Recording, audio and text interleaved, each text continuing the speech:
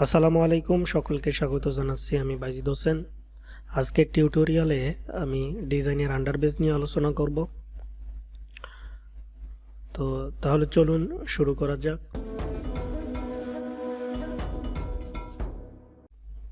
প্রথমে আমি আমার ডিজাইন ফাইলটা ওপেন করি।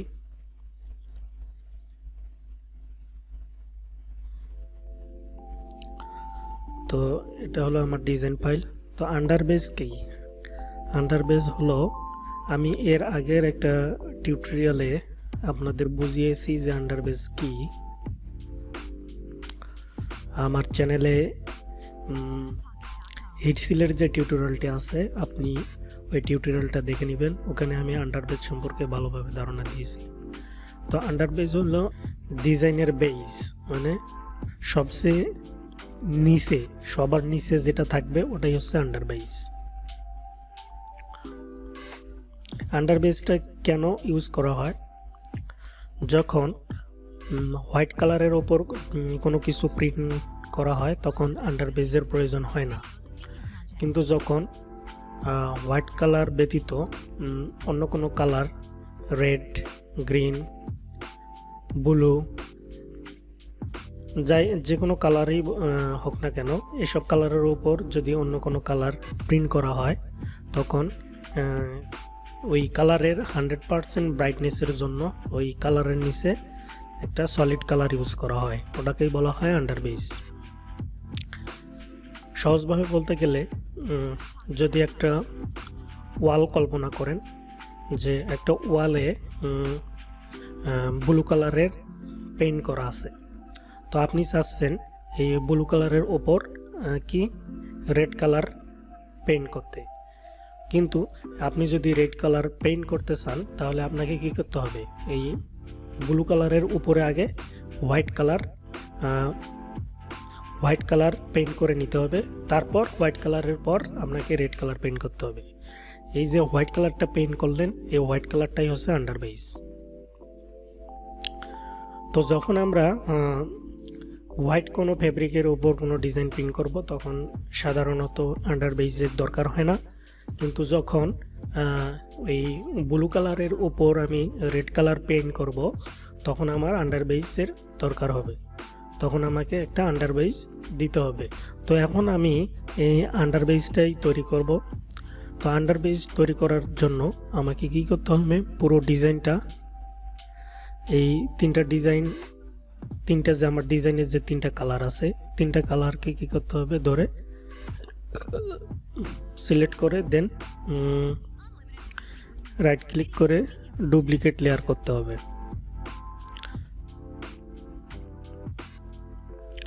ডুপ্লিকেট করলাম। ডুপ্লিকেট করার পর এই তিনটাকে একসাথে কি করতে হবে? মার্জ লেয়ার করে দিতে হবে। জাস্ট মার্জ করে দিলাম। জাস্ট কি করব? এখান থেকে ডাবল ক্লিক করে কালার ওভারলেতে যাব। ওভারলেতে গিয়ে এখান থেকে এটা ব্ল্যাক করে দেব। ব্ল্যাক করে দিলাম। তো এটাই হলো আমার আন্ডারবেস। তো আন্ডারবেসটা কি হয়? আমার মূল যে ডিজাইন আছে, মূল ডিজাইনের থেকে 2 পিক্সেল অথবা 1 পিক্সেল স্মল করে দিতে হয়, ছোট করে দিতে হয়। তো এটাকে আমি কি করব? জাস্ট রাইট ক্লিক করে রাস্টারাইজ করে নিব। এখান থেকে কন্ট্রোল প্রেস করে এটা সিলেক্ট করলাম। সিলেক্ট করার পর এখানে আমার কাটিং মার্ক সহ সিলেক্ট হয়ে গেছে। তো কাটিং মার্কটা আমি কি করব? ডিসিলেক্ট করব। অল্টার প্রেস করে জাস্ট এভাবে ডিসিলেক্ট করে দিলাম। ডিসিলেক্ট করে দিলাম। এখন আমাকে কি করতে হবে? এখান থেকে সিলেক্ট থেকে মডিফাই, দেন এখানে কন্ট্রাক্টে যেতে হবে। কন্ট্রাক্টে গিয়ে এখান থেকে আমি জাস্ট 2 পিক্সেল কি করে দেবো? ছোট করে দেবো। 2 পিক্সেল দিলাম, দেন ওকে। এখন আমার কি হয়ে গেছে?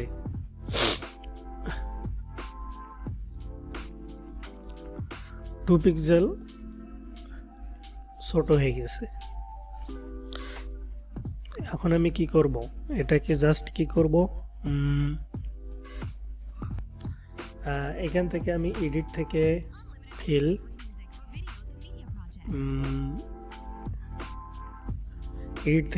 এখান থেকে আমি হোয়াইট করে দেব। হোয়াইট কালার করে দিলাম। দেন এখন আমার হচ্ছে এটাই হচ্ছে আমার আন্ডারবেস বা ডিজাইনের যে সলিডটা। তো এখন আমি এটাকে কি করব, এখানে রাইট ক্লিক করে জাস্ট এখানে লিখে দেব আন্ডারবেস ডিজাইন আন্ডারবেস ডিজাইন আন্ডারবেস। তো এখানে আরেকটা কাজ আছে, এটাকেও আমি কি করব, জাস্ট সিলেক্ট থেকে কালার রেঞ্জ এখানে আমি হোয়াইট কালারটা ধরবো, ধরার পর ওকে দিলাম। ওকে দেওয়ার পর জাস্ট এটা কি করব, ডিলিট প্রেস করে দিলাম।